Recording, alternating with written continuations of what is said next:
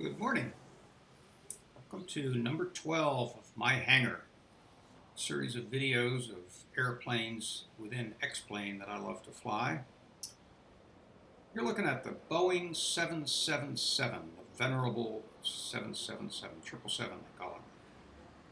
This airplane's been around for many years, and it was probably the first purchased airplane that I flew within XPlane. I really learned how to fly jets on this thing.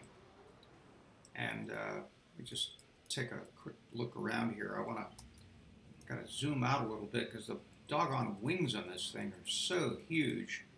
If I don't zoom out, I'll just cut it in half. Really an interesting aircraft. Very sleek, very nicely designed, very nice proportions. So yeah, I first learned to operate a jet aircraft on this baby, and I'll give you a hint of what that was like.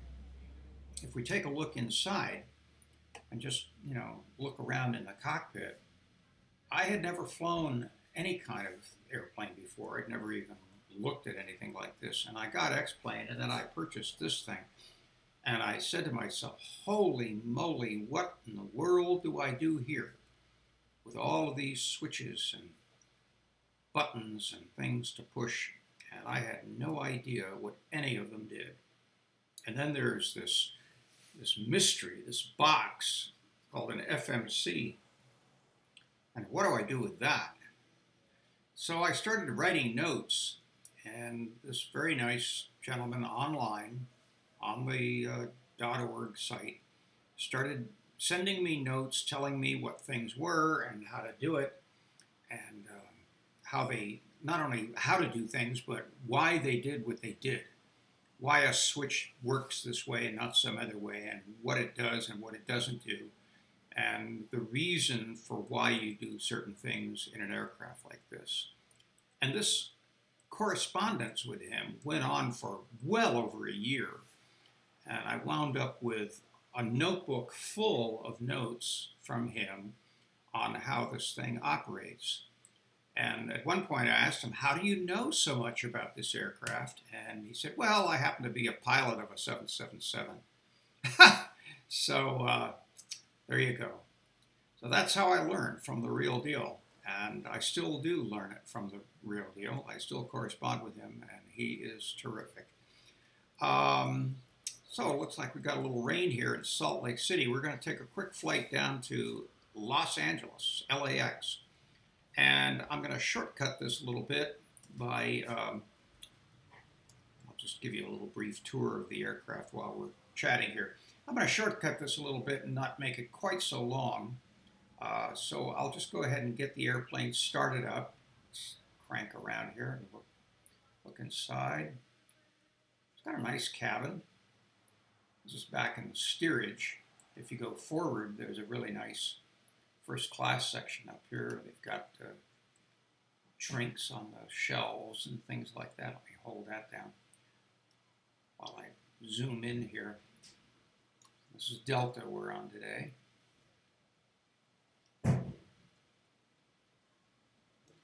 Yeah, they've got a well-equipped bar up here in first class. Beautiful first class section with sleeper couches. Very nice video screens, things. So big aircraft, got a lot of seats.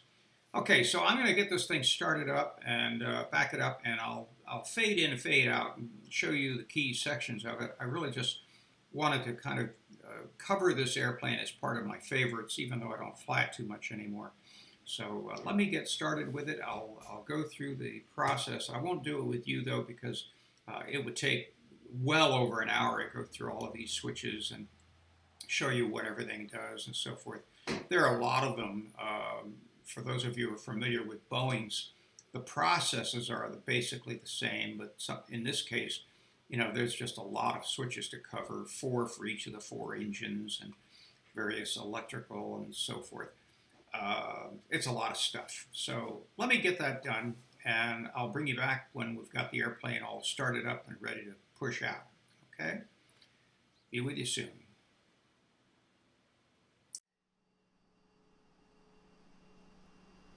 up to 50%.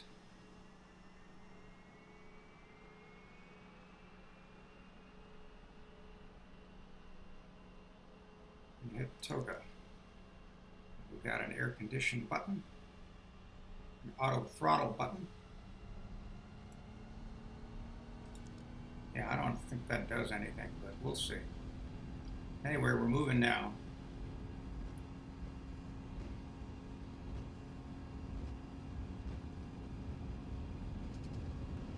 We're looking for that pink box on the speed tape. That's our 147 rotation speed. Pull it back. And we are off. Bring up the gear. Flaps up 1. Up 2. Autopilot. And we start making our turn. Well, we've got 500 feet. I think we're probably okay. We can go ahead and turn off the, yeah, we're into the clouds now. Put the engine switches back to normal.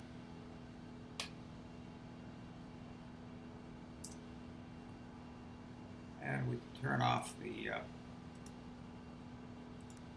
taxi light and leave the beacon on. We'll turn off the runway, turn off lights, and I think we can probably do without the wipers for the time being. As we bank around and get onto our route.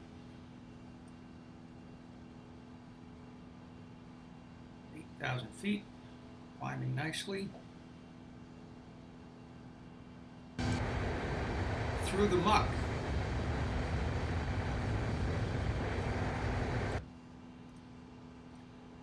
Through the muck and mire.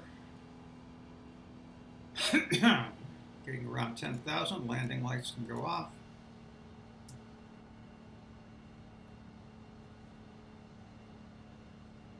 Yep.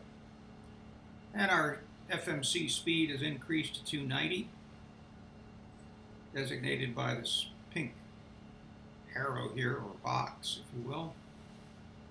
So we kind of level out in order to achieve that speed, and when we get closer to it, we'll start climbing again.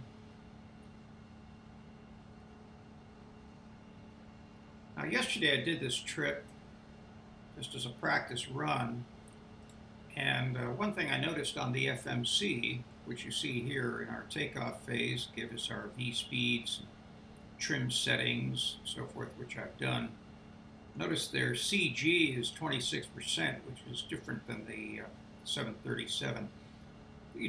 I did this just by automatically dialing that in with the left key 3 here. I didn't really get into the center of gravity shift or anything like that, so I just let that be where it wants to be. What I was concerned about yesterday was when I went to look at the legs page, there were not any speeds at all, maybe a couple, and got halfway to LA and I realized we're not going to have any top descent. So let's just take a look here and see if we see anything on this regarding top of climb or top of descent, and we don't. We're heading toward Arches right now. And we'll go through and look at some of these other screens. Now, there's VNAV and progress to TC. Now, here we go. This is encouraging because yesterday I didn't see anything about 2 top of climb or 2 top of descent.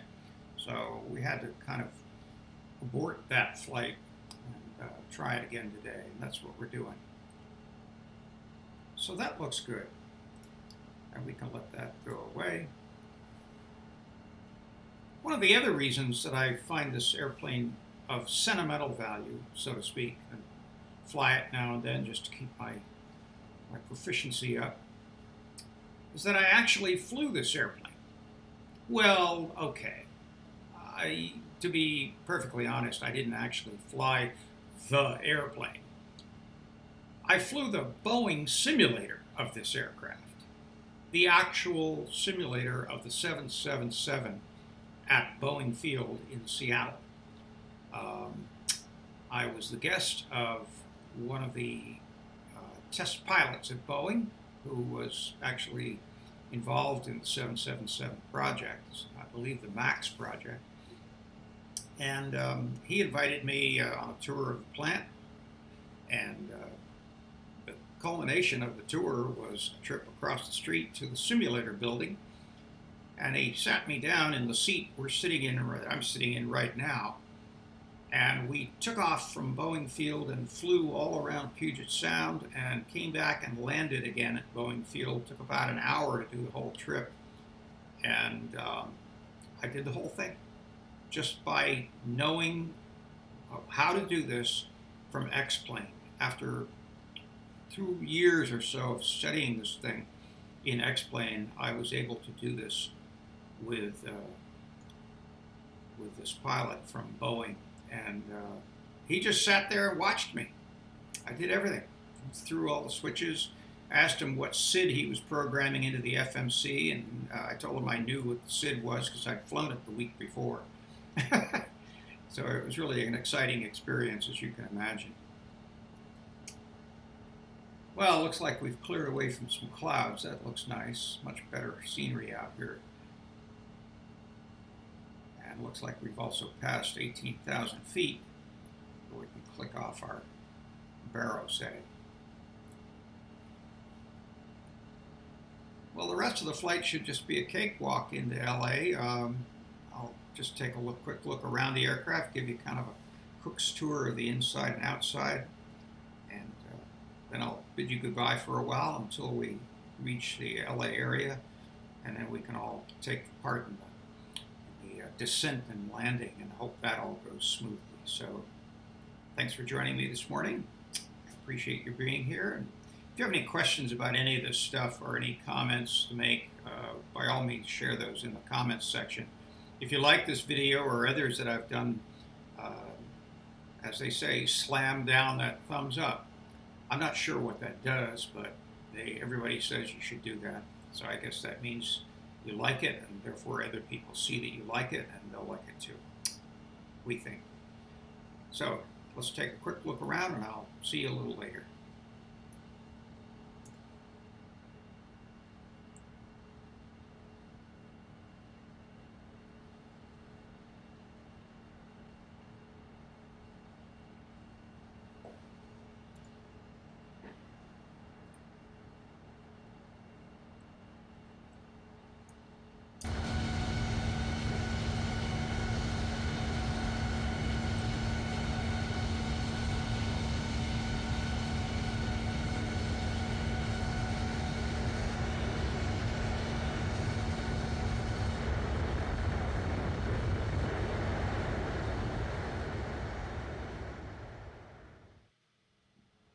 Hi there.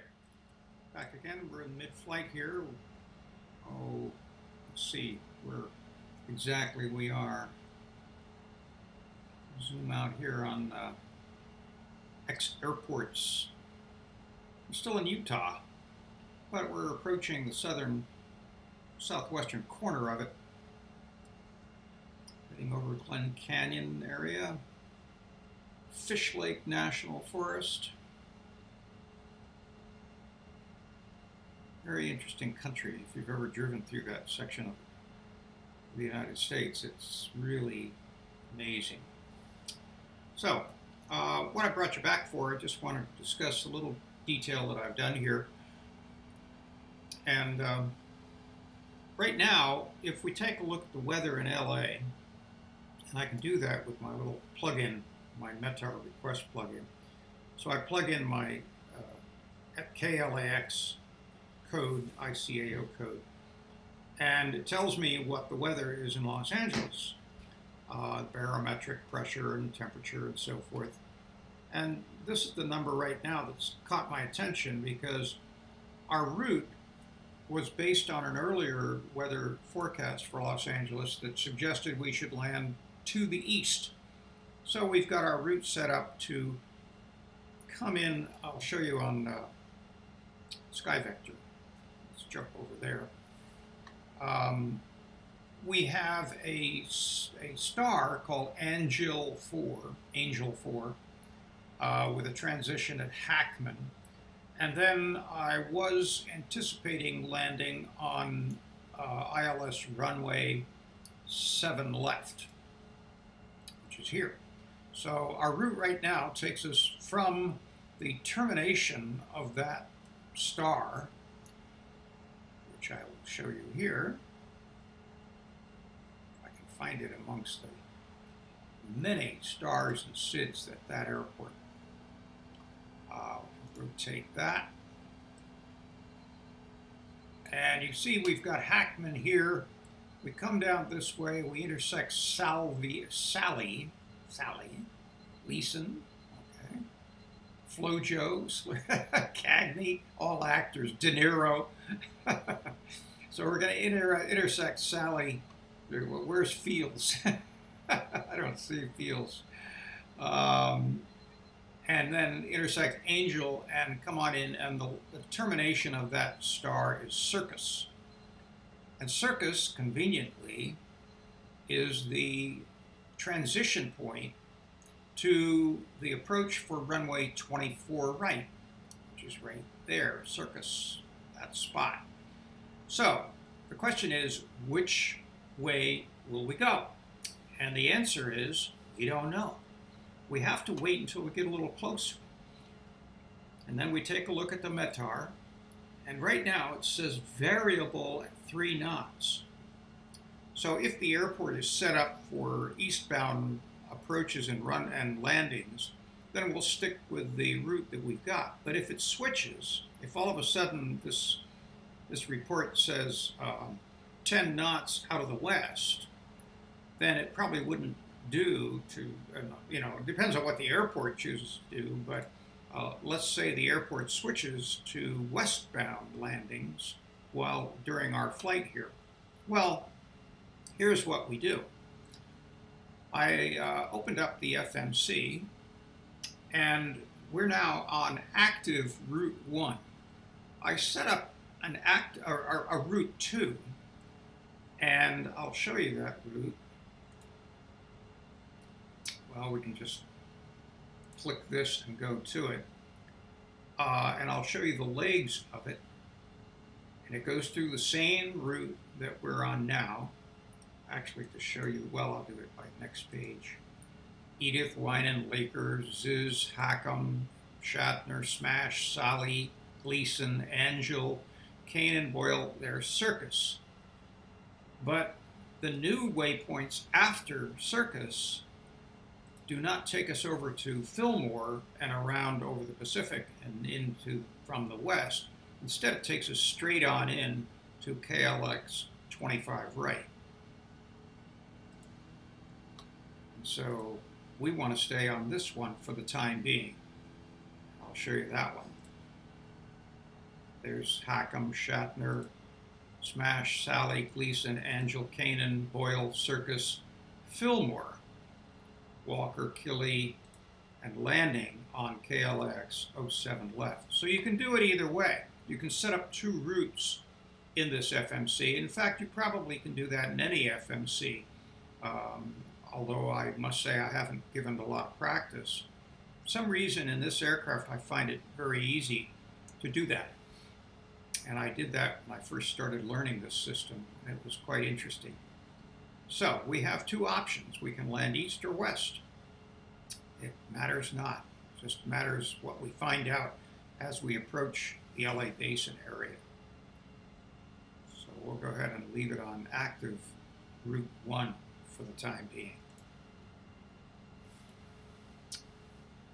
So I'll see you soon as we approach LA and as we determine which runway we're going to land on.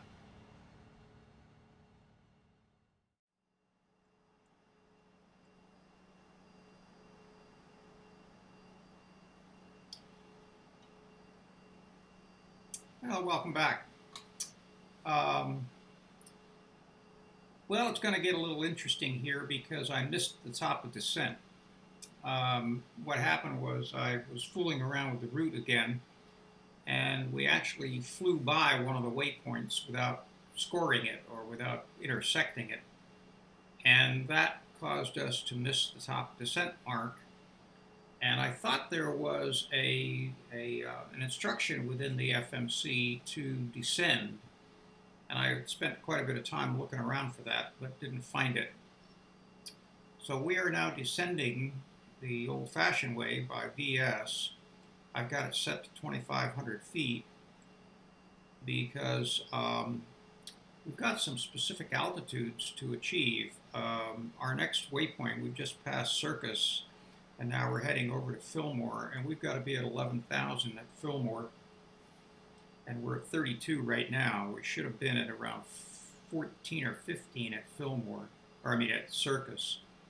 So we've got a little crashing to do here, but hopefully it'll work out okay.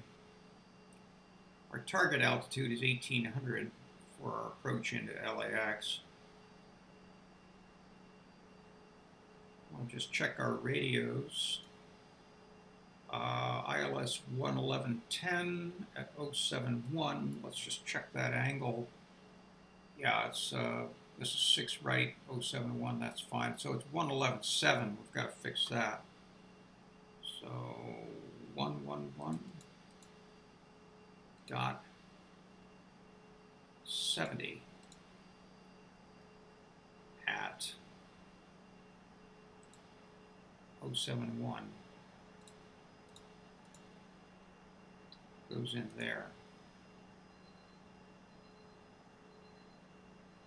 And I hope that works.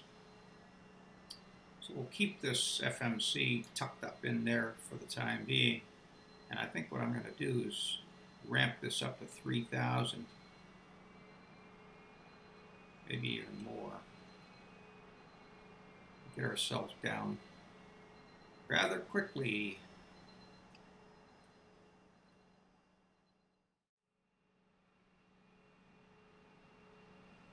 All right, so I'm going to put it on VNAV, and then I'm going to hit the APP button, and let's see what happens if we can get our locator. We've got signals are being received.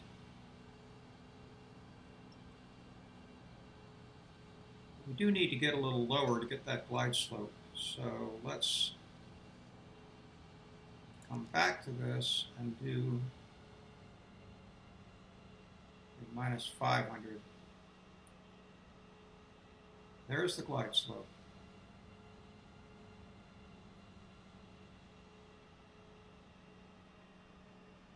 We're a little bit high.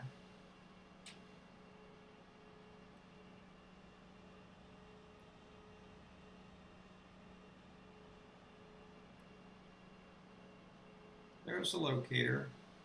So I'm going to go ahead and put on the APP now.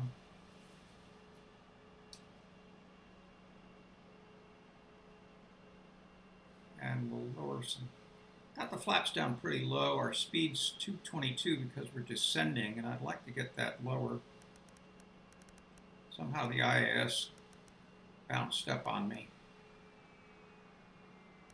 So I'm going to set this at our 140 threshold and then maybe take over speed control myself. All right, got our locator is captured. We're about to intersect the glide slope.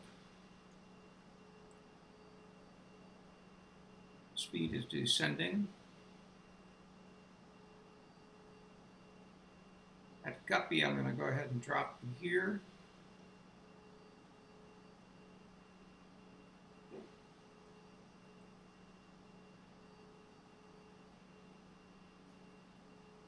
Be nice to be able to see the runway. Can't see anything in this fog. 2,500. All right.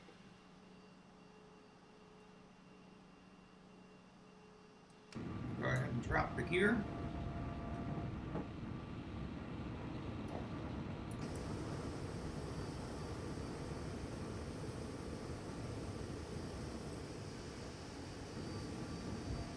down there nicely.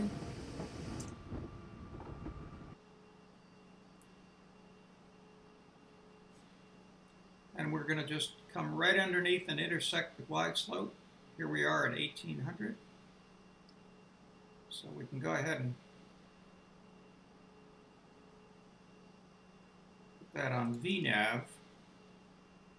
So we just now put the APP on again in a second. There we go. And it looks like we've captured both locator and glide slope. Here comes the shoreline.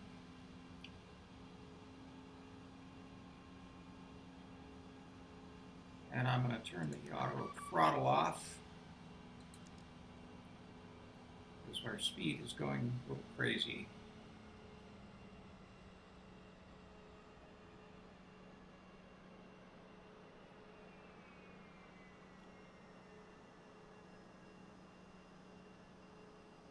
Can't see a thing. I'd like to see that glide slope a little lower. All right.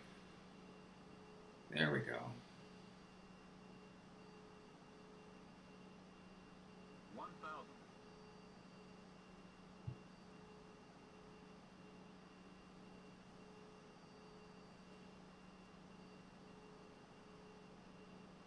Approaching 6 right.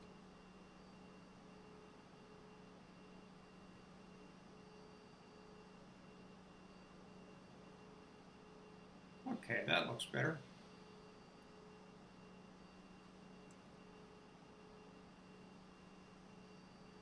Full flaps.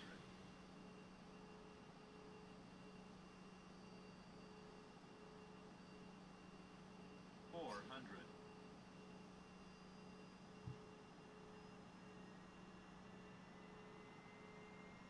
300. 200. Minimums. Flight slow. Flight slow. 100. Flight slow. 50. 40. 30. 20. 10.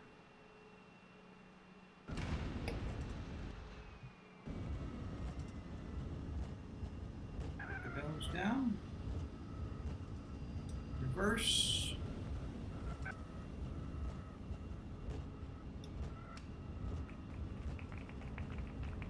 Ah, isn't that nice?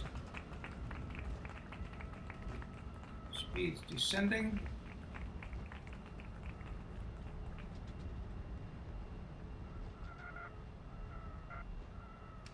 And we'll just pull off here.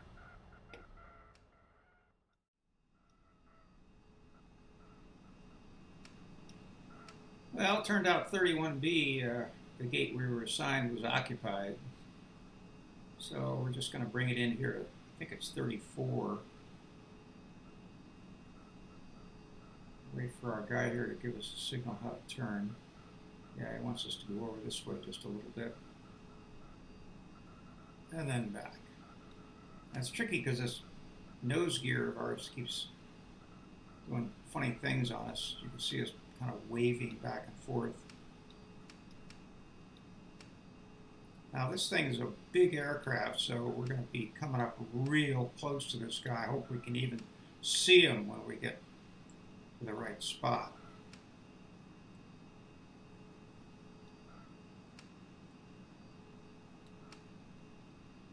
There we go. Okay. So, turn the taxi lights off. And get our APU up and running. Turn the engine bleed off. And the doors, let's see what we need to do to open the doors on this thing. These are the doors here, and if you turn on doors manual, you should be able to open the doors this way, but I find I can't. So I guess we're just going to have to forget about letting passengers off this aircraft. What we will do is go down here and we can turn off the engines.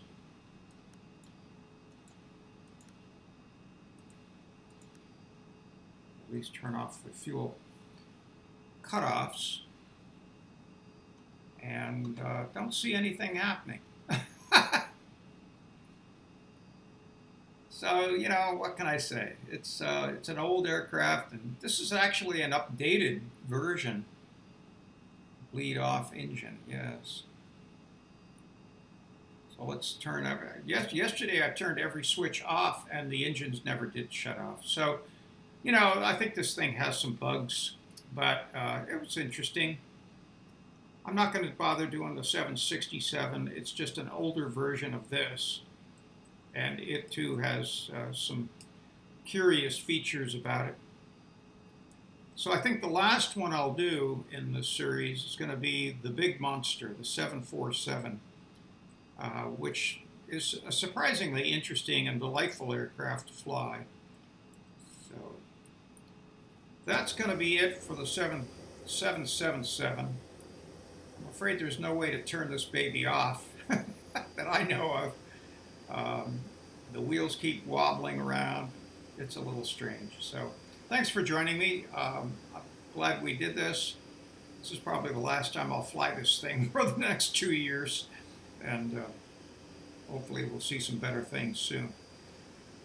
So thanks a lot. I'll see you soon. This is Steve out.